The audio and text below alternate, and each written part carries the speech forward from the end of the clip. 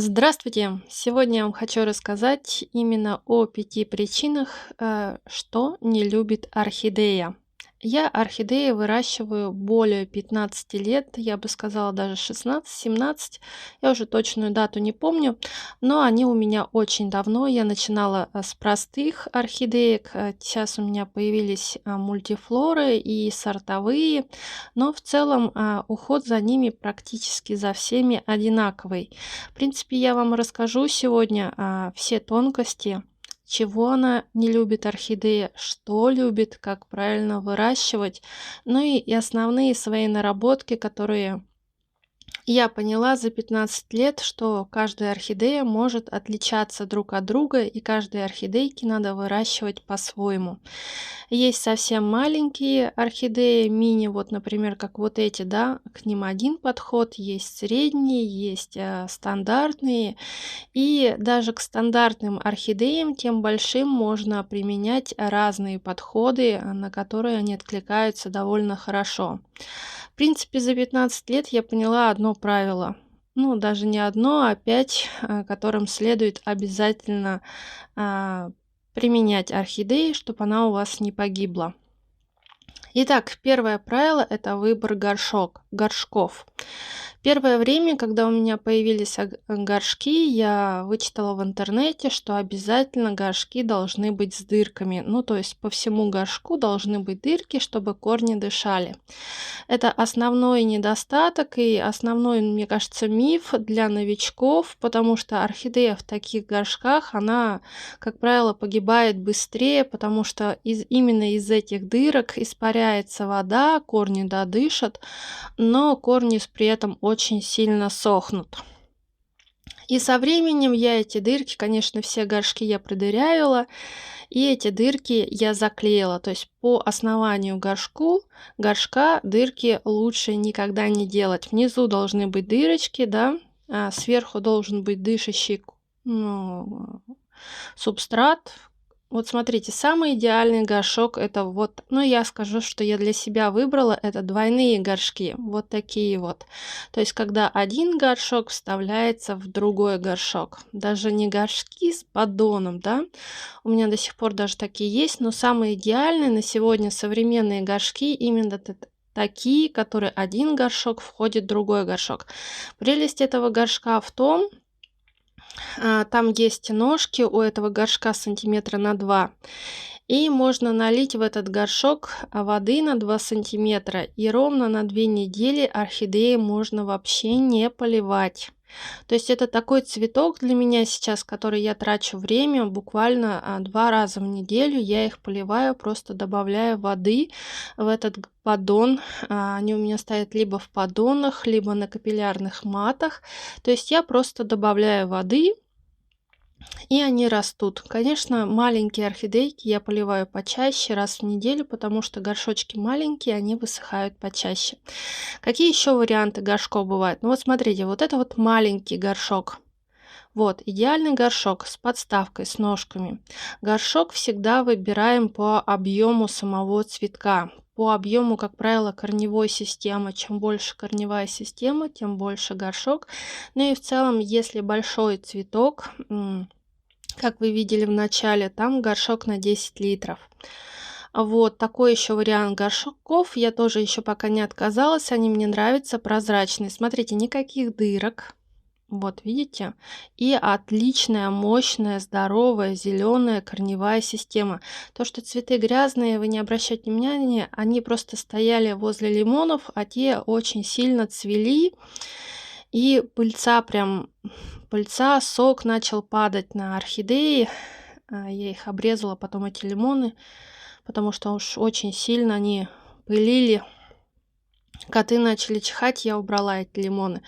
Так, вот смотрите, вариант горшка, который мне не понравился. Да, тут, смотрите, много корней. Это, кстати, орхидея, которая больше 15 лет. Она омолаживалась 3 раза. Как значит омолаживалась? Когда омолаживаем орхидеи, мы их просто обрезаем. Вот видите, по стволу режем, оставляем часть корней, а нижнюю часть либо укореняем снова, но дает снова детку, либо выкидываем. А верхнюю часть у нас дальше растет. Чтобы у нас пальмы не было, мы Омолаживаем их. Ну, я всегда омолаживаю примерно раз в 5 лет. Так вот. Смотрите, вот горшок. Видно горшок, он прозрачный, да. В нем были дырки. Видите? Я их заклеила скотчем. Дырки именно по основанию горшка, не внизу. Внизу я никогда не заклеиваю, а вот смотрите, дырочки именно на самом горшке. Этот вариант самый плохой горшка, потому что через эти дырки растение очень быстро высыхает. Вот. Потом горшки я такого плана все выкинула и купила новые. Для каждого растения, в принципе, по массе я уже смотрела, насколько и большие горшки у меня даже где-то 2 растения в одном горшке растут. Есть такие орхидеи, которые у меня выращиваются именно 2 в одном горшке, то есть один горшок. Вот еще смотрите, вариант посадки. Когда покупаете орхидеи, они, как правило, приходят в заводской упаковке, вот таких вот пластиковых горшочках, типа пакетика, да, и в мхе, чистый мох. Многие говорят, что это плохо. На самом деле это самый идеальный вариант выращивания орхидеи. Единственный недостаток таких горшков, что вы можете их залить. Потому что мох, он такой субстрат, да, который впитывает воду до невозможности. Он может плавать в этой воде, но при этом все равно оставаться как бы вот влажным. Но орхидеи такой вот влаги, чтобы вот как вода была, не надо. Поэтому орхидейки в мхе надо поливать осторожно, как правило, дозированно. Лучше использовать для этого спринцовку или грушу и всегда поливать одно количество воды. По поводу полива я вам покажу чуть позже, это будет второе правило.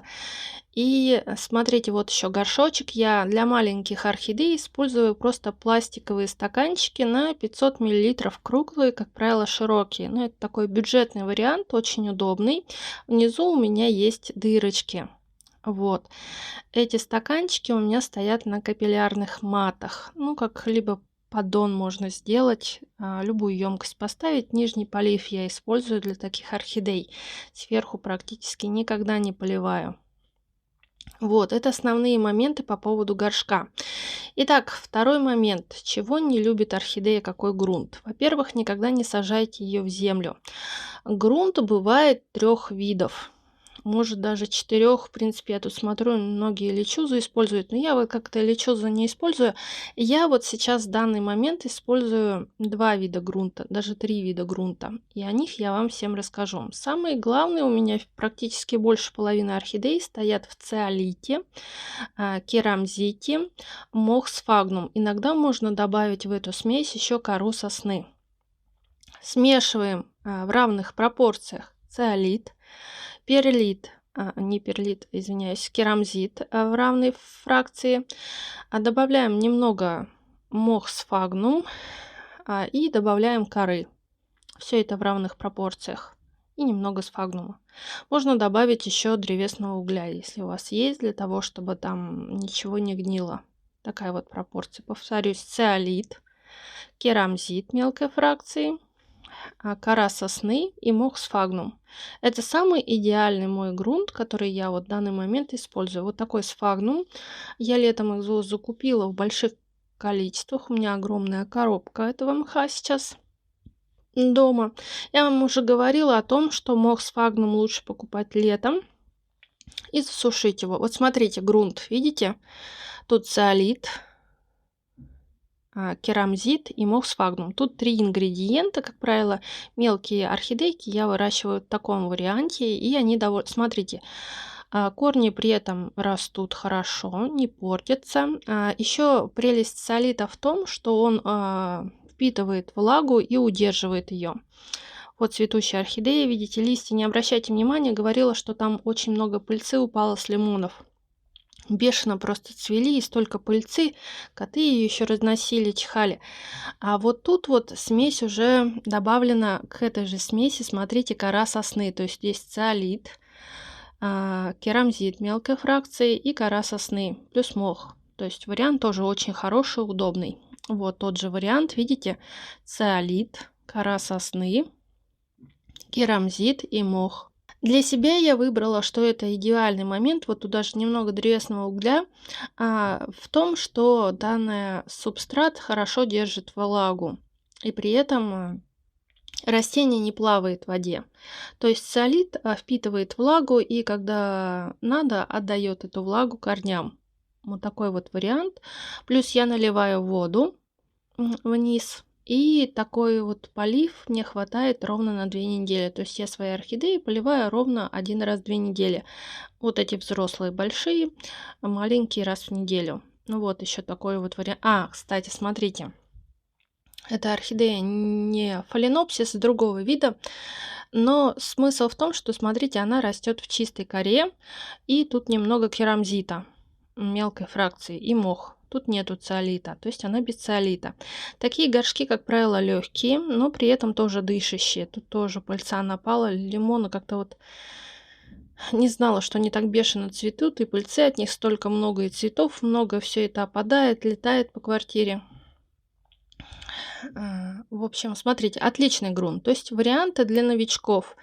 Если у вас вот такие вот горшки, если вы впервые выращиваете, идеальный горшок в горшке, то есть идеальный горшок для орхидеи это этот. Также очень удобный субстрат это кора сосны, смешиваем с керамзитом и мох сфагнум. Отлично растет и отлично все дышит. Итак, третье правило, чего не любит орхидея, это когда вы ее заливаете. Если орхидея постоянно стоит в воде, в сырости корни начинают гнить. Поэтому надо, чтобы она иногда просыхала. Когда я использую полив раз в 2 недели, за 2 недели вода испаряется, и где-то последнюю дней 5 она вот стоит просто сухая. Это очень удобно. Вот нижний полив у меня вот такой. То есть, видите, ящик, я ставлю орхидеи, которые у меня с нижними дырками. Двойной горшок, он удобен тем, что вы просто поливаете в горшок, можно поливать сверху растения. А тут у меня с нижним поливом, то есть у меня разные горшки, очень удобно вот так вот полив использовать цветущие орхидеи. По поводу подкормок. Тут много ходит мифов, что цветущие орхидеи удобрять нельзя. Цветущие орхидеи надо и можно удобрять, но в половинчатой дозировке. Не всегда используйте какие-нибудь минимальные удобрения для во время цветения, потому что во время цветения любой цветок тратит огромное количество питательных веществ и энергии. Поэтому подкармливаем обязательно. Лучше, конечно, всего подкармливать орхидеи именно минеральными удобрениями, которые созданы специально для орхидеи. Также она любит... Так, смотрите, вот еще по поводу те растения, которые содержатся в чистом мхе. Как понять, что растение пора поливать? Видите корни? Корни это сигнал для вас, что растение как бы, ну вот, либо испытывает недостаток влаги, либо перелито. Вот они светлые становятся, корешки. Это говорит о том, что вот ее бы пора уже полить. У меня на полках влажность высокая, поэтому сверху могут быть хорошая зелень, а внизу они уже белые. Вот, поэтому смотрим вот такой горшочек. Они, как правило, прозрачные, и видно, что корешки уже как бы побелели, значит мох там высох. Можно даже мох не щупать.